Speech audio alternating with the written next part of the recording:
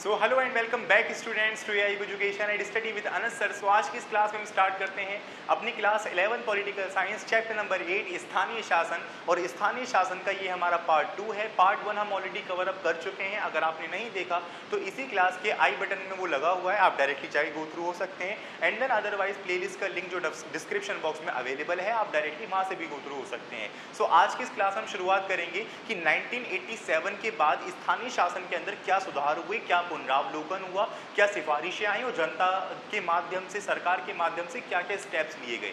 इससे पहले हमने पढ़ लिया था पार्ट 1 के अंदर, जहां तक हमने पढ़ा था एक बार बता देता हूं आपको। पार्ट 1 के अंदर हमने पढ़ा था कि जब हम आज़ाद हो गए तो कई सारे डेवलपमेंट प्रोग्राम निकाले गए, जिसको हमने कम्युनिटी डेवलपमेंट के नाम से जाना। और कम्युनिटी डेवलपमेंट प्रोग्राम के माध्यम से जनता को उनकी भागीदारी का होने का समझाया, यानी कि तुम्हारी भागीदारी कितनी ज़रूरी है देश की डेवलपमेंट के अंदर। इस माध्यम से नेता जगह जगह जाया करते थे और उनके जो विचार थे, उनकी परेशानियां थी, उस पर काम किया करते थे फंड के साथ। तो यहाँ पर ये सब चीज़ों को लेकर स्थानीय शासन को बहुत सारे राज्यों ने अपना लिया था। बट बहुत सारे राज्यों का मानना ये था कि हमें इसकी ज़रूरत ही नहीं है। अब हमें इसकी ज़रूरत ही नहीं है तो बहुत सारे राज्य का ये मानना था कि चलो ज़रूरत हम मान भी लेते हैं तो हम इसका चुनाव प्रत्यक्ष रूप से करवाएंगे कि अप्रत्यक्ष रूप से करवाएंगे, कि अपना चुनाव हुआ अधिकारी देंगे, या फिर ये होना चाहिए वो होना चाहिए। मतलब अलग अलग राज्यों के अपने अपने पॉइंट ऑफ व्यू थे। सब इस चीज़ को मानने को राजी नहीं थे। तो हम इन सब चीज़ों को मनवाने के लिए और अपनी देश की ग्रोथ करने के लिए हमने क्या किया, किन सिफारिशों पर काम किया और जनता के माध्यम से, सरकार के माध्यम से क्या क्या स्टेप्स लिए गए। तो इन सभी चीज़ों को हम कवर अप करने वाले हैं आज की इस क्लास में। तो पिछली पार्ट से भी ज़्यादा इंपॉर्टेंट रहने वाली है आज की क्लास। तो स्टार्ट करते हैं अपनी क्लास को और समझते हैं सभी इंपॉर्टेंट टॉपिक्स एंड पॉइंट्स को एक brief, best and short explanation के साथ। So let's start. तो चलिए स्टूडेंट, अब हम शुरुआत करते हैं अपनी क्लास की और समझते हैं सभी इंपॉर्टेंट कॉन्सेप्ट एंड टॉपिक्स को एक brief, best and short explanation के साथ। तो सबसे पहले हम ये पढ़कर आए हैं कि भाई जब स्थानीय शासन की निकाय को रखने की बात की गई, जब हमने लोगों की जिम्मेदारियों को समझाना उनको शुरू किया कि आपकी छोटी सी आवाज़ भी कितनी इंपॉर्टेंस रखती है देश की डेवलपमेंट के अंदर। अब आप खुद देखो, आपकी देश, आपका इकोनॉमी कितने नंबर पर आता हो, चाहे चौथे पे आता हो, तीसरे पे आता हो, बट अगर आपके देश के इंटरनल फंक्शंस ठीक नहीं है तो आप विकसित नहीं है, चाहे आप कितनी ऊंचाइयों पे चले जाओ। तो उन इंटरनल फंक्शंस को सुनने के लिए हमें ज़रूरत थी एक और सरकार की,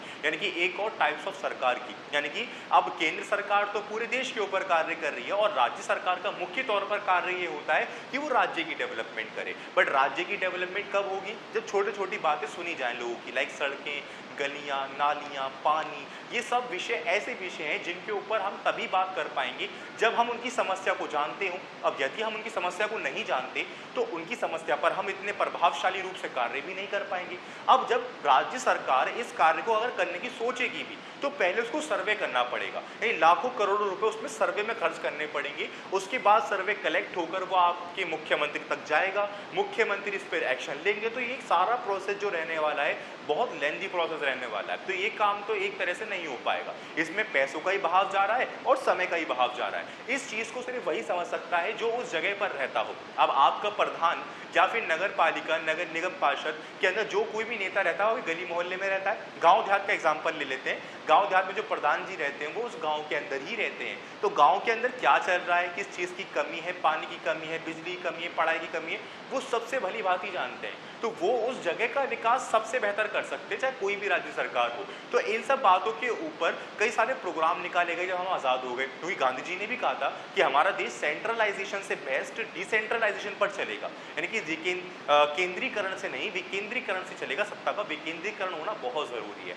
तो इन सब चीज़ों को लेकर हमने कम्युनिटी डेवलपमेंट प्रोग्राम निकाले, बहुत सारी एक्टिविटी करी। बट बाद में जाके इसको सिर्फ जो एक्सेप्ट किया वो गुजरात और महाराष्ट्र ने किया। अब बाकी सारे राज्य व सरकार जो थी वो इसके ऊपर कार्य नहीं कर रही थी। वो कह रही थी भाई हमें इसकी ज़रूरत ही नहीं है। कुछ कह रहे थे ज़रूरत है तो हम अपने अधिकारियों को बिठा लेंगे, इसका चुनाव प्रत्यक्ष रूप से होना चाहिए, अप्रत्यक्ष रूप से होना चाहिए। बहुत सारे मतभेद थे। तो इन सब चीज़ों को लेकर कुछ समय शांति रखी गई। फिर उसके बाद क्या हुआ, सन 1987 के बाद स्थानीय शासन की पुनरावलोकन की शुरुआत की और इसी बीच में से एक आवाज़ निकली जिसने इसको और बुलंद कर दिया। अब वो क्या था? 1989 में पीके युगन समिति ने स्थानीय शासन को संवैधानिक दर्जा प्राप्त करवाने के लिए सरकार से अपील की, सदन से अपील की और मांगे रखी। अब वो मांगे क्या थी? वो मांगे ये थी कि हमें स्थानीय शासन को अगर संवैधानिक दर्जा देना है, उसको मजबूती देनी है, तो हमारे पास पहला कार्य ये होना चाहिए कि हम लोकतांत्रिक रूप से समय समय पर उसका चुनाव करवाएं। दूसरा कार्य क्या होना चाहिए कि हम उसके कार्यों को निर्धारित करें और उन कार्यों के हिसाब से उसकी वित्तीय सभ्यता को भी निर्धारित करें। यानी कि जैसे केंद्र सरकार के कुछ पॉइंट्स है, सोर्स ऑफ इनकम है, ऐसी राज्य सरकार की भी कुछ सोर्स ऑफ इनकम है, तो ऐसे ही लोकल गवर्नमेंट की भी कुछ सोर्स ऑफ इनकम होनी चाहिए। यानी कि अगर आप उनको एक कार्य निर्धारित कर रहे हो तो उसके हिसाब से सोर्स ऑफ इनकम भी डिस्ट्रीब्यूट करो। इसके बाद नगर व गांव के हिसाब से स्थानीय शासन का निर्माण हो। तो ये सब चीज़ उन्होंने कही कि भाई नगर के हिसाब से अलग होना चाहिए, गांव के हिसाब से अलग, और तीनों में ही त्रिस्तरीय विभाजन हुआ, यानी कि अलग अलग तरीके से हुआ। जो आप पीछे पढ़कर आए हो, गांव के अंदर क्या है, ग्राम सभा है, जिला परिषद है, ग्राम पंचायत है, ऐसी नगर के अंदर जिला परिषद है और बहुत सारी चीज़ें हैं। अब जो मैंने नहीं बताया शहर का आप उसकी चेन मुझे एग्जाम्पल मतलब कमेंट सेक्शन के अंदर जरूर बताइएगा कि आखिर शहर के अंदर किस तरीके से त्रिस्तरीय विभाजन है हमारी लोकल गवर्नमेंट का। जिन बच्चों ने फर्स्ट क्लास देखी होगी वो तो बहुत जल्दी आंसर दे देंगे, अगर नहीं भी देखी हो तो आप मुझे लिख कर भेज देना डाउट सर, तो मैं आपको जरूर बता दूंगा, ठीक है। तो यहाँ पर हमने क्या कवर किया कि भाई 1987 के अंदर पुनरावलोकन की शुरुआत भी हो गई और यहाँ पे 1989 के अंदर पीके युगल समिति ने आवाज उठाई। अब इसके बाद क्या हुआ वो जानते हैं। तो सरकार ने इस बात को समझा, इन अपील पर काम किया और संविधान में संशोधन करने की बात की। अब जब संविधान में संशोधन करने की बात की कि हम स्थानीय शासन को एक संवैधानिक दर्जा, एक लोकतांत्रिक दर्जा देना चाहते हैं और इसके अंदर कुछ चेंज भी करना चाहते हैं, इसका बंटवारा करना चाहते हैं शहर और गांव के हिसाब से, और उनके अंदर भी त्रिस्तरीय संभावना हम बनाना चाहते हैं। तो ये सब चीज़ें क्या थी कि एक बार नोट से पढ़ते हैं कि सरकार ने इस बात को समझा और संविधान को संशोधन करने पर बात उठाई। फिर संविधान संशोधन 1992 में संसद ने पास कर दिया। अब 1992 के अंदर जो इस संशोधन की मांग उठ रही थी तो संसद ने पास कर दिया कि भाई ठीक है आप संशोधन कर लो। अब जब ये संशोधन हमने किया तो इस संशोधन को हमने 73वां और 74वां संशोधन के नाम से जाना। जैसे कि आपकी बुक में भी दिख रहा होगा 73 एंड 74 अमेंडमेंट, यानी संशोधन 73वां और 74वां संशोधन के नाम से इसको जाना। तो 74वां संशोधन था शहरों के ऊपर जिसको हम नगर पालिका कहते हैं, और यहीं पर गांव के ऊपर था 73वां संशोधन जिसको हम गांव की स्थानीय शासन यानी पंचायती राज कहते हैं। और मैं आपको बताऊं कि जब इसका जन्म हुआ था यानी पंचायती राज का 73वें संविधान के अंदर यानी संशोधन के अंदर, तो उसमें एक तरह से आदिवासियों को अलग रखा गया कि आदिवासियों की जो कम्युनिटी है हमारे देश के अंदर उसके ऊपर इसके कोई भी नियम व कानून, कोई भी विषय लागू नहीं होता। मगर बाद में जाके क्या हुआ कि वो भी देश का पार्ट है, उनको भी डेवलपमेंट की नीड है, तो इन सभी चीज़ों को लेकर 1996 के अंदर इनको भी इन्वॉल्व कर लिया गया संविधान के 73वें संशोधन के अंदर। परंतु उनके रीति रिवाजों के खिलाफ, उनकी शासन प्रणाली के खिलाफ कोई भी छेड़छाड़ी नहीं होगी, इस बात का आश्वासन लिया। तो इस चीज़ के पीछे जो सरकार का मोटिव था वो ये था कि पहले तो उनको सम्मिलित करना और दूसरा उनकी स्वशासन की नीति को भी बनाए रखना। तो यहाँ पे मैंने लिख भी रखा है, ठीक है। तो 73वां संविधान संशोधन हमारा यहाँ पर हो गया। अब इसके बाद क्या था कि 74वां संविधान संशोधन जो था वो क्या था, शहरों के स्थानीय के ऊपर था, यानी नगर पालिका के ऊपर था। अब यहाँ पे त्रिस्तरीय बंटवारा भी हो गया। जैसे कि हमने देखा भाई गांव के अंदर क्या होता है, गांव के अंदर जिला परिषद होता है, ग्राम पंचायत होती है, ग्राम सभा होती है, और यहीं पर शहरों के अंदर अगर बात करूँ तो नगर पालिका, नगर निगम और नगम परिषद होती है। अब ये शहरों के अंदर जो होता है वो एक तरह से जनसंख्या के ऊपर होता है कि 10 लाख से ऊपर की जनसंख्या तो ये डेवलपमेंट होगी, और मतलब ये वाली कैटेगरी काम करेगी, 1 से 10 लाख के बीच में ही कैटेगरी काम करेगी, और जो कस्बे होते हैं जिनको जिला बोलते हैं उस पर वो कैटेगरी काम करेगी। तो जिन बच्चों ने फर्स्ट क्लास देखी होगी तो उनको सब कुछ समझ में आ रहा होगा। अगर आपने नहीं देखी तो आप ज़रूर देख लीजिएगा, बहुत बहुत बहुत इंपॉर्टेंट है। अगर आप वो देख लोगे ना फिर तो आपको ये सब चीज़ें अपने आप ही समझ में आ जाएगी, ठीक है। तो जो नए बच्चे नए हैं इस वीडियो पे उनको थोड़ी मुश्किल हो सकती है, बट आप सबसे पहले मैं सजेस्ट करूँगा कि वो वीडियो देख कर आइए, देन ये देखिए, ठीक है। तो यहाँ पर हमने ये देख लिया। इसके बाद क्या था कि गाँव के अंदर भी था जिला परिषद, ग्राम सभा और ग्राम पंचायत। तो यहाँ पर इन सब चीज़ों में क्या क्या काम है इनके और क्या क्या चीज़ें ये करते हैं,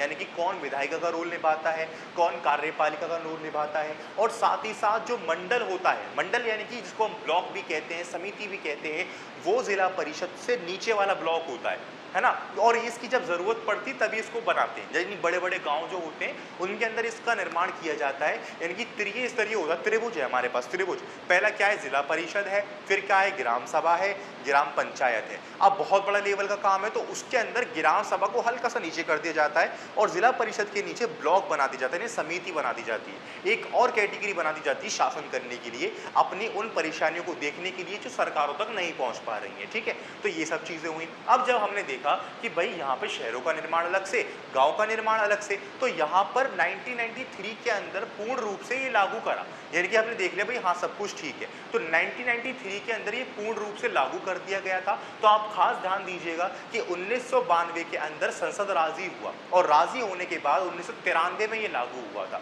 89 के अंदर इसकी सिफारिशें की गई थी और सरकारों ने काम करना शुरू किया था। तो कुछ कुछ इंपॉर्टेंट डेट्स हैं, इनको आपको याद रखना है। तो यहाँ पे 1993 के अंदर वो पूर्ण रूप से लागू हो गया और इसके कार्यों का निर्धारण किया गया, वित्तीय सभ्यता बनाई गई कि आखिर किस तरीके से प्रॉफिट होगा, कहाँ कहाँ पर किस सोर्स पर इसका मतलब है और क्या सरकारें इसके ऊपर मतलब ये सरकारों के ऊपर कितना निर्भर है पैसों के लिए। ठीक है, ज़्यादातर ये सरकारों के ऊपर ही निर्भर होती हैं, राज्य सरकारों के ऊपर। सबसे बड़ी प्रॉब्लम इनकी यही होती है। तो यहाँ पर जो हमारे पास मतलब आप पढ़कर आए हो राज्य सूची, संघ सूची, समवर्ती सूची, तो संघ सूची का मतलब क्या होता है, इसके अंदर केंद्र सरकार कार्य करे, राज्य सूची मतलब राज्य सरकार कार्य करे, समवर्ती में दोनों मिलकर कार्य करती हैं। तो यहाँ पर राज्य सरकार के तो अंडर में आ रहा है भाई, जो राज्य है उसकी परेशानी को और अच्छे से जानने के लिए स्थानीय शासन बनाया जा रहा है। तो राज्य सरकार ने बोला कि भाई मेरे ही कार्यों में से इसको दे दो ना कुछ कार्य।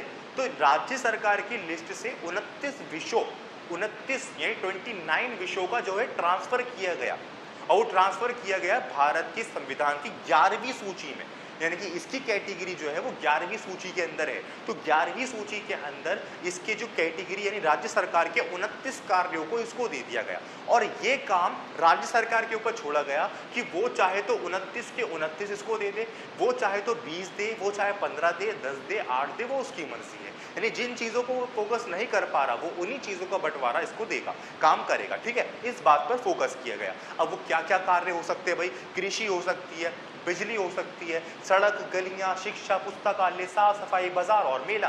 तो ये सब चीज़ें क्या होती हैं, वो एक तरह से इसकी सूची के अंदर आती हैं जिसके ऊपर ये पूर्ण रूप से कार्य कर पाता है। बात करें महिलाओं की तो इसके अंदर ही महिलाओं का 1/3 आरक्षण होता ही होता है। SC ST के जनसंख्या के हिसाब से निर्धारण हो जाता है कि भाई हाँ यहाँ पर ये वाला बंदा खड़ा होना चाहिए या फिर ये या फिर उनका आरक्षण। तो ये सब चीज़ें। इसके बाद क्या था कि जितने भी हमारे पास ये टॉपिक थे उसके अंदर हमने एक चीज़ देखी भाई क्या सुधार होना चाहिए, यानी कि हमने देख लिया भाई चुनाव तो हो ही रहे हैं हर 5 साल के अंदर जैसे कि लोकतंत्र में होते हैं, इसमें ये सुधार होना चाहिए भाई इसका ना राज्य चुनाव आयुक्त होना चाहिए, यानी कि राज्य चुनाव आयुक्त के अंदर इसके जो चुनाव हैं स्थानीय शासन के वो और भी स्वतंत्र और निष्पक्ष तरीके से होंगे। जैसे कि आपने देखा होगा चुनाव आयोग है तो राज्य चुनाव आयोग इन सब चीज़ों को जब फोकस करेगा तो इसके चुनाव और स्वतंत्र और निष्पक्ष तरीके से होंगे और अपनी डेमोक्रेसी यानी लोकतंत्र के अंदर और भी ग्रोथ होगी। समझे, तो ये सब चीज़ें हैं। तो यहाँ पर मैंने पूरा इस चैप्टर आज फिनिश कर दिया आपका। इस चैप्टर में कहीं कोई छोटा सा भी डाउट हो तो आप मुझे ज़रूर बताइएगा, मैं उस डाउट को क्लियर करने की उसी दिन पूरी कोशिश करूँगा। सो आज की इस क्लास के अंदर हमने सारे इंपॉर्टेंट कॉन्सेप्ट जितने भी आते थे उन सबको हमने फिनिश कर दिया। और मैं आपको बताऊँ कि भारत के अंदर जो हमारे महिलाओं की स्थिति हम कहते हैं ना एक तिहाई ऐसा कुछ नहीं है। भारत के अंदर बहुत बड़े लेवल पर ग्राम सभा के अंदर यानी गांव देहातों के अंदर भी औरतों का बहुत बड़ा रोल है और शहरों के अंदर भी लाखों से ज़्यादा, 100 से ज़्यादा, हज़ारों से ज़्यादा अध्यक्ष बने हुए हैं शहरों के अंदर। ठीक है स्टूडेंट्स, सो होपफुली आपको सारे डाउट्स क्लियर हुए होंगे। तो मिलते हैं नेक्स्ट क्लास के अंदर एक नेक्स्ट चैप्टर के साथ, एक brief, best and short explanation के साथ। कहीं कोई डाउट रह गया हो ज़रूर बताइएगा और इससे पहले वाली क्लास ज़रूर देख कर आइएगा जिन बच्चों ने नहीं देखी। सो मिलते हैं नेक्स्ट क्लास के अंदर। Thank you.